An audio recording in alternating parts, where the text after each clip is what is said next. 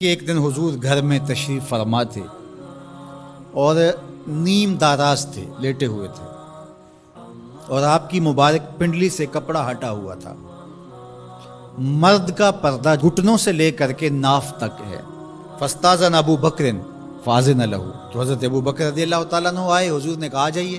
وہو تلک الحال، اور آقا کریم اسی حالت میں بیٹھے ہوئے تھے۔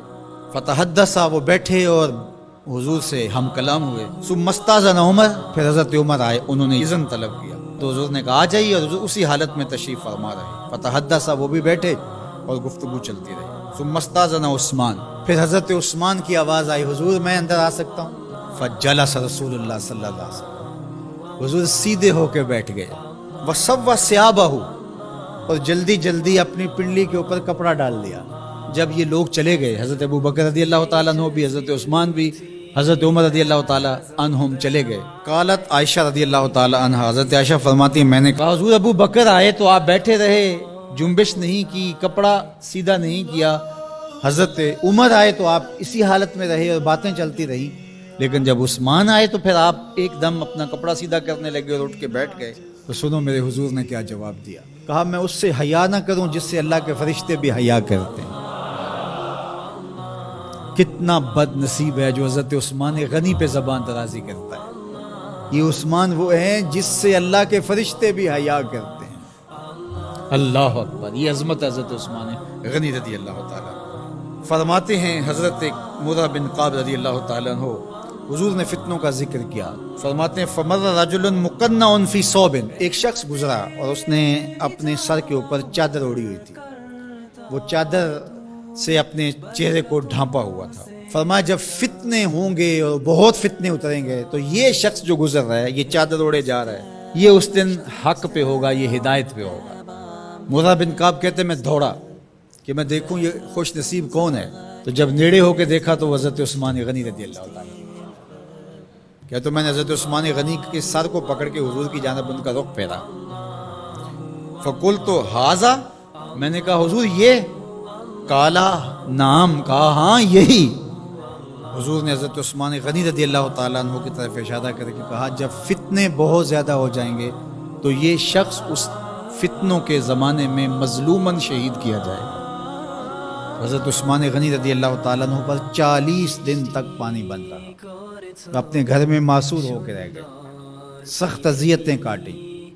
شہادت سے قبل آپ کی مبارک داڑھی کھینچی گئی، آپ کو اذیت پہنچائی گئی، اور آپ کی اہلیہ کے سامنے حضرت عثمان غنی رضی اللہ تعالی عنہ کو شہید کیا گیا۔ تو حضرت عثمان غنی رضی اللہ تعالی عنہ حضور علیہ السلام کے پیارے صحابی ہیں۔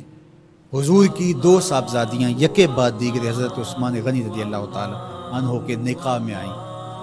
آپ کے بہت سارے نمایاں وصف ہیں، جن میں حضور کا 2 مرتبہ داماد بننا، اور پھر فرمایا اگر میری اور بھی صاحبزادیاں ہوتی تو میں عثمان سے نکاح کر دیتا، اور پھر ذوالہجرتین 2 ہجرتیں، حبشہ کی جانب اور مدینہ المنورہ کی جانب، پھر شہادت کا اعزاز، اولین مسلمانوں میں ان کا شمار ہے، 10 مبشرہ میں ان کا شمار ہے، 4 خلفائے راشدین کے اندر ان کا 3را نمبر ہے۔ جمع قرآن اور نشر قرآن کی سعادت اللہ نے ان کے حصے میں رکھی۔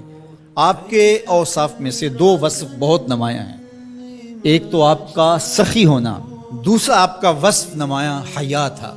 تو آج حضرت عثمان غنی رضی اللہ تعالیٰ عنہ کی ان صفتوں کو، حیا کو اپنے کلچر میں فروغ دینے کی ضرورت ہے، اپنی معاشرت میں فروغ دینے کی ضرورت ہے۔ ایک مرد ہو کے اتنا حیا دار، تو پھر عورت ہو کر حیا کی چادر پھاڑ دے اور وہ اس کو آزادی کا نام دے، تو اس سے وہ نسوانیت کا نور رخصت ہو گیا۔ اقبال نے کہا تھا جس علم کی تاثیر سے زن ہوتی ہے نازن، کہتے ہیں اسی علم کو ارباب نظر موت۔ تو حضرت عثمان غنی رضی اللہ تعالیٰ عنہ حیا اور سخاوت کے بہرے بے کراں تھے۔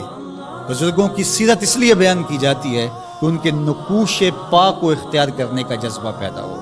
ان کا ذکر کرنا اس امت پر قرض ہے، اور ان کی محبت، ان کا پیار اس امت کے رگ و ریشہ کے اندر محو نفوذ ہونا چاہیے۔